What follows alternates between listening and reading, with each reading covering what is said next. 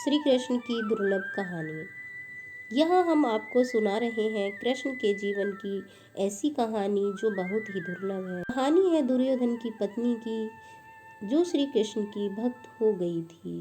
तो जानिए कैसे वो श्री कृष्ण की भक्त हुई। सुनते हैं इस कहानी के माध्यम से। दुर्योधन की पत्नी का नाम भानुमति था। वो एक बहुत ही सुंदर लड़की थी और जब कृष्ण दुर्योधन के महल में मेहमान बनकर आए तब वो सिर्फ 17 साल की थी।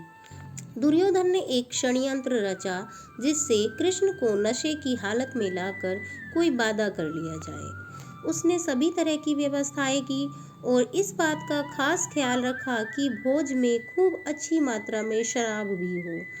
दुर्योधन के दोस्त भी आए और सभी ने इतनी शराब पी कि वे सब नशे में धुत हो गए। पर कृष्ण ने अपने आप को शांत रखा और वे हर किसी को खुश करते रहे। इस सारे हंगामे में भानुमति ने भी कुछ ज्यादा ही पी ली, जितनी वो पी सकती थी उससे भी ज्यादा। वो एक युवा लड़की थी और उसे इन चीजों की आदत नहीं थी, तो वो नशे में बहकने लगी। कुछ समय बाद सभी लोग बहकने लगे और चीजें काबू से बाहर जाने लगी। भानुमति अपने पर काबू खो बैठी। वो कृष्ण से लिपट गई और उनके लिए अपनी इच्छा प्रकट करने लगी। कृष्ण ने उसे किसी शिशु की तरह संभाला और वे समझ गए थे कि स्थिति खराब हो चुकी थी। वे समझ गए थे कि भानुमति अगर कुछ गलत कर बैठी तो बाद में संभाल नहीं पाएगी और हस्तिनापुर की रानी का गौरव कलंकित हो जाएगा।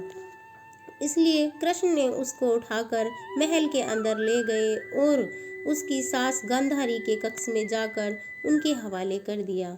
अगले दिन सुबह जब भानुमति को पता चला तो वो कृष्ण के प्रति सम्मान और कृतज्ञता से भर गई कि उन्होंने उसे बचा लिया था। तब से वो कृष्ण की भक्त बन गई। बोलो बांके बिहारी लाल की जय।